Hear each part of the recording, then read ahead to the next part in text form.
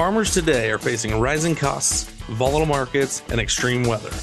The Better Way to Farm podcast digs into strategies to help you take control of farm inputs and maximize profit so your farm can thrive for generations. Remember to take advantage of our free resources at abetterwaytofarm.com. Now, from America's Heartland, here's your host. Hey guys, Merry Christmas. Rod here at A Better Way to Farm, where we increase yields and improve profits. So let's dive in here. I'm going to share some stuff from the books, give some background, and then I'm just going to share some things because all the theory in the world is of no value unless we can figure out how to take it to the field and turn it into cash. So I'm going to start with the Midwest Labs Handbook. You guys know I think the Agronomy Handbook is your friend. Everybody should have one. And what do they have to say about potassium in here?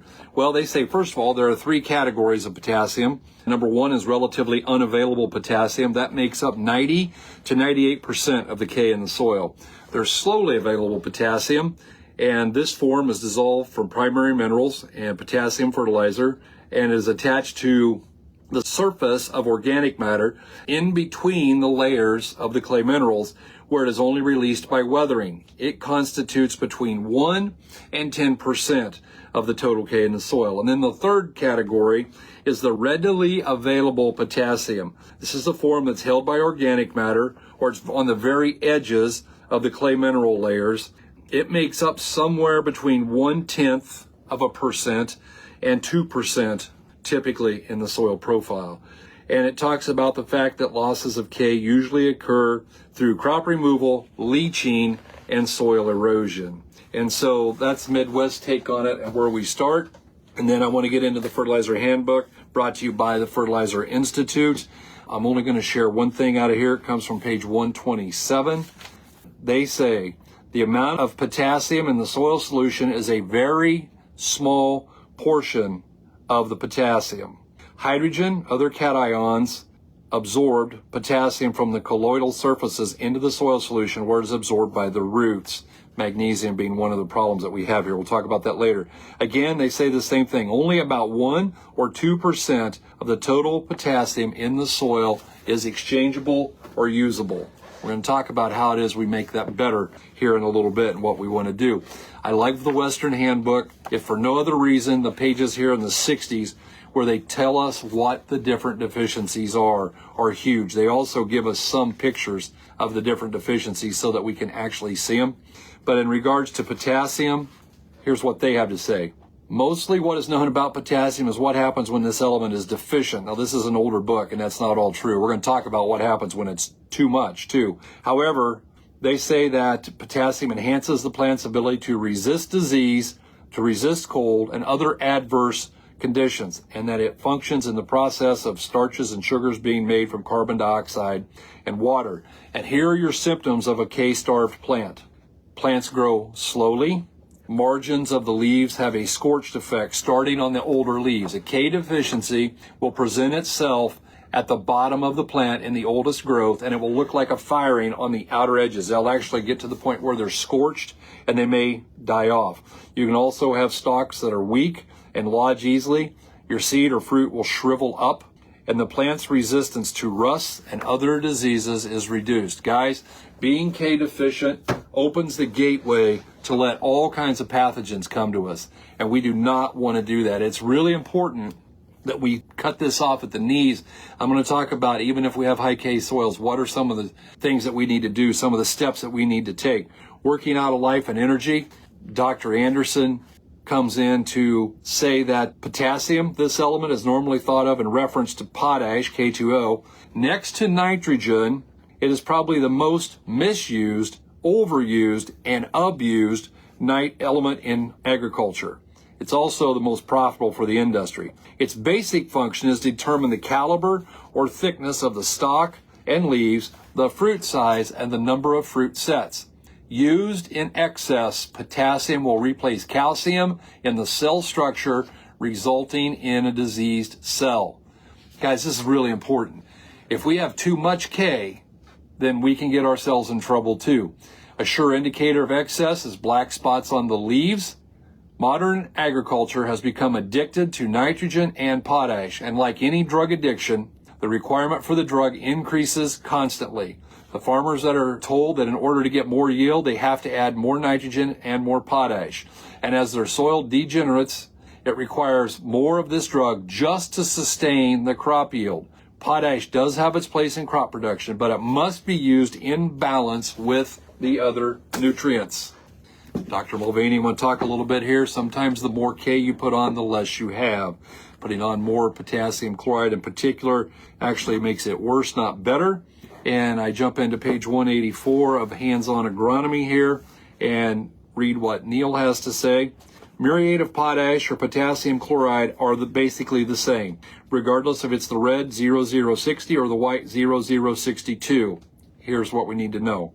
If the pH is 6.5, it is possible to build the potassium level a little. If the pH is 6.6, this product won't build the potassium level very much, if any. And at 6.7, there's not much chance to build the level at all. At 6.8, pH will be no buildup of the sample depth, even though 2,000 pounds are applied to each acre over a 5-year period. There is simply no place for that potassium to attach to the soil colloid if you have a pH above 6.5. Consequently, potassium cannot find enough sites to push hydrogen out of the way and attach to the soil colloid, and therefore it leaches. Potassium has important roles in crop production. It is vital to photosynthesis, essential for protein synthesis, and it improves water efficiency. They say potassium is poor man's irrigation. That's kind of a relevant fact. It also increases yields, improves crop quality, and it reduces disease. Potassium gets around in water, like all the other nutrients, and finally it gets trapped in between the soil colloids. If you don't get it loose, something has to come along to change the soil chemistry. In that form, it's unavailable because the soil colloid has trapped it. Perhaps that's why whenever magnesium gets higher and higher and the soil gets tighter and tighter, potassium availability gets lower and lower. As you bring the mag levels down, the soil will loosen up and you can actually release potassium that's trapped in between the soil particles. Guys, review. Roots grow down, feeder roots go out, hair roots grow. The hair roots go in between the soil colloids. And when they do that, they exude an acid, and that extracts the potassium, brings it back into the plant. The tighter the soil, the less hair roots, the less success that we have, the tighter that potassium is being held onto. Also, in the presence of a lot of ammonium nitrogen, there will be a problem with microbial fixation and attachment to the soil colloid. The higher the nitrogen, the more potassium it will take to do the same job. Are we listening here? Using too much nitrogen makes us use too much potassium. That's why we've talked about the fact that oftentimes lowering the nitrogen use can actually increase the yield in and of itself. And that's worthy of taking a look at and thinking about, guys. If we're going to make more money in these times that we're in, we may have to look at doing some things different. Potassium is the first key to stalk strength, but the crop has to also have enough copper and manganese. Copper and manganese and potassium are our healthy nutrients. If we want healthy plants, we want to have those, and we do not want to be deficient in any of them. And please remember, copper goes into the plant in the presence of, adequate phosphorus. All these things are completely and totally interrelated. Anytime you have sodium higher than potassium, you're going to have a problem. Some of you guys are fighting this high sodium, and I'm working on some things there. I just talked to my good friend Jim from downstate Illinois, and he talked about the success that they're having fighting high sodium soils, and at some point in time we'll talk about that and some of the things that you can do. However, we know that this sodium is going to create trouble, and we want to make sure that we're working against that, fighting against that, doing everything in our power to keep it where we want it. And lastly, out of Hands-On Agronomy here, we're going to take a look at something that I've red flagged, marked, circled, highlighted in 3 different colors because, guys, this is big. I talked about it the other day. I'm going to hit it again because this is huge. Remember, in the first 25 days, we need 19 pounds of nitrogen, 4 pounds of phosphorus, and 22 pounds of potassium. We need about 5 times as much potassium as we need phosphorus, and yet we've been using 1034Os and 624-6s. And guys, remember this, your potassium will not become available till your soil temperature exceeds 65 degrees. Some soil scientists say 75 degrees. And so we know early on we've got to get it, and please remember in that first 50 days, it takes 103 pounds of nitrogen, about 25 pounds of phosphorus, 126 pounds of K. Guys, that study that was done, that was published by the University of Nebraska at Lincoln, where they showed the amount of uptake. We know this, a corn crop takes out about 1/4 of a pound of potassium for every bushel. So, 200 bushel corn takes 50 pounds out the gate. 300 bushel corn takes whatever that is, 75 pounds out the gate. But the uptake changes drastically. They said that to grow 175 bushel corn, you needed about 255 pounds of K to go into the plant. But to move from only 175 to 250 bushel yield, your uptake went from 255 to about 475. It's rapidly approaching 2x. Available potassium early on separates the haves from the have-not. And guys, it's really critical to have row-placed high K. I'm going to come back to that here in a minute because I believe so strongly in that.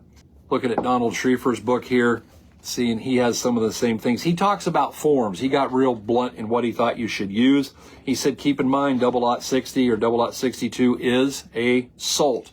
Plasmosis, that means we take moisture out of the plant and put it into the soil, as opposed to osmosis, where we take it out of the soil and put it into the plant.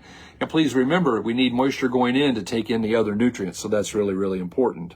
As we start to look at this, he talks about the fact that chlorine in there will combine with calcium and form calcium chloride, or as you would know it, road salt. So he's not a big fan of potassium chloride. Potassium sulfate, also known as sulfate of potash, is 50% K and 17% sulfur. It's an excellent product. It has readily available sulfur in there, and we all know we're going to talk about this later, but we're way short on sulfur typically, and everyone thinks that it's more expensive. I challenge you, spend the same number of dollars on potassium chloride and on potassium sulfate, strip them through your field, and watch what happens. Because also you get value out of the sulfur that nobody wants to give any credit to, which we should, and the fact of the matter is, it is valuable, and it is a much better form, a much friendlier form to the soil. And so I would encourage you to take a look at potassium sulfate if you're wanting to do a dry broadcast program. He talks about the three kinds of, this is well accepted. There's unavailable potassium, slowly available potassium, and readily available potassium. I'm not getting into the unavailable. We've went over that. He talks about the slowly available potassium because clay particles are unique because they are extremely small, and each particle contains 2 to 3 distinct layers. Clay particles are similar to tiny accordions because they expand and contract as they take on or lose water. As water molecules move in between the clay layers, they expand, permitting potassium to move more freely in those layers. This is called storehouse potassium. The potassium position between these layers will not be available until the root works its way back into that exterior surface of the clay layers. When these particles lose water, they contract, which traps the potassium until water again expands the layer. And then, of course, the readily available potassium that he talks about, as the exchangeable surface potassium is depleted, the storehouse K will move from in between the clay layers back into those surface exchange sites in an attempt to maintain an equilibrium. He talks about timing. Guys, we're trying to help people. Some of you got high CEC, some of you have high pH, some of you have high sodium, some of you have low CEC, some of you have low pHs, and you're fighting different things. If you are on those low CEC soils, we have to apply more potassium than the soils can hold. If that's what we're going to do, it needs to go on in the spring. Why? Because we shorten the opportunity for leaching. If it is feasible, banding is superior to broadcasting on low CEC soils, and that will provide that concentration of it all in one place, and will also minimize the competition from exchange sites from other cations such as calcium or magnesium. Surface banding of potassium would not be done, guys, because it will not sufficiently penetrate into the root zone. And this is big. I'm going to spend a little time here. Soil magnesium levels must be checked in making potassium recommendations. High potash applications on soils that are marginal in magnesium will induce a magnesium deficiency. I believe, guys, that Midwest Labs has something called the Table of Ratings. It's also known as Table 167. And hear me well on this, please. At the top of it, your cations, potassium, magnesium, calcium. As we start looking at those, the level, whether it be high or low, is dependent upon your CEC. So in other words, if you're farming a soil with a CEC of 10 and you have 130 parts per million K, you're considered high. If you have a CEC of 30 and you have 130 parts per million K, it's considered low. Oftentimes people take this chart and they pull this part over here off with the CEC, and they use the bottom row. So in other words, they say to be in the medium range, you have to have 189 parts per million of K. Guys, if you have a CEC of 10, that's almost impossible. It just doesn't have the ability to hang on to it. A CEC of 10, anytime you exceed 159 parts per million, you are very high. And the odds of you moving that up are not good. And even if you do, it's going to be at the expense of something else because there's only so many exchange sites. This is why when someone sends us a soil test and it doesn't have CECs on it, it is 100% worthless to us because we have no idea what your holding ability is based on just looking at those levels. And so we want to see that. I can't begin to tell you how much we like Midwest Labs or how much we like their recommendations. But this table 167, guys, this lives on my desk continuously. And I would invite you to print one off and spend a little time with it as well. You guys know I'm a big fan of Dr. Mulvaney. This summer I was in a root pit up at Scotts in South Dakota. And I was talking about the fact that Mulvaney says in the top 6 feet of soil, there's 360,000 pounds of K up to 480,000 pounds of K. And I had some guy take issue with that. And he goes, you're completely wrong. And he's nuts. It's only 40,000. And I kind of tilted my head and I said, are you listening to you? There's only 40,000 pounds of K. I'm going to assume that I don't think he is, but I'm going to assume Mulvaney is wrong. And this guy is right. And there's only 40,000 pounds. Guys, that's what, 20,000 tons? You know, I mean, guys, that's a lot. And 40,000 pounds of K is going to make a big difference. Point being, 40,000 pounds of K is a lot. A lot, a lot, a lot. And so what we've got to do is figure out how to utilize it. Number one, how to utilize it. Number two, how to drive roots 6 foot deep. Now, it's interesting because we were at Dan's up in Wisconsin and we did a root pit and they only went down about 4 foot because they have a soil type up there that nothing grows beyond that 4 foot mark. I know Mason at his field day in Northwest Iowa, he went out and he had roots at 6 feet. And then after the field day was over, he got the backhoe, the track hoe back in there and he dug down and he had roots 10 feet, 6 inches down, guys. Now that only happens if we're doing everything correctly. But at 10 feet, 6 inches, we got more water and we got a lot of nutrients that we can pull up from the bottom, put into the stover and recycle and leave in that top 6 inches. I'm a huge fan of driving those roots. At Scotts, same thing up there in Chamberlain. We were down, 6, 7 feet. We were still finding roots. And that just is amazing to me. And it would happen to be in the fall and the corn was going into dry down. Something happened there I'd never seen. Go back and look at the video, but we actually saw drops of water coming off of the roots and going back into the soil because the plants were physiologically mature and it was starting to pull water out and move it back down into the root zone. That's why we need late plant. One of the many reasons we want late season plant health. Guys, I want to talk about the fact that our friends who have high K soils, some of our friends in Nebraska, 300, 400, 500 parts per million potassium. And yet they get a response, and that creates a problem that we're going to have to talk about, okay? But they have 300, 400, 500 parts K, and yet they get a response to a 318-18 as opposed to an 824-0 or a 624-6. Why? Because that extra K in the spring that's plant available, remember, first 50 days, we got to shove 100 plus pounds of K into that plant. How are we going to do that? We don't have a big root system. The soil temperature is too low. The stuff isn't breaking down and becoming available.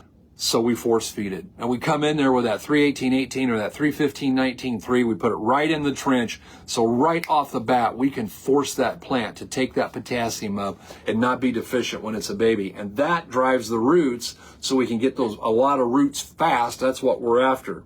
And the last thing I want to talk about is the K to mag ratio.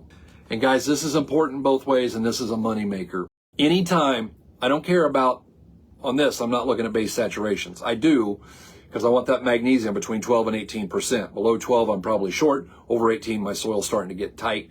I get up to 22, it's terrifying. But when I look at parts per million, magnesium, potassium, in the event that there is a bigger number for potassium than there is magnesium, I know that we have induced a magnesium deficiency in that plant. Easy fix.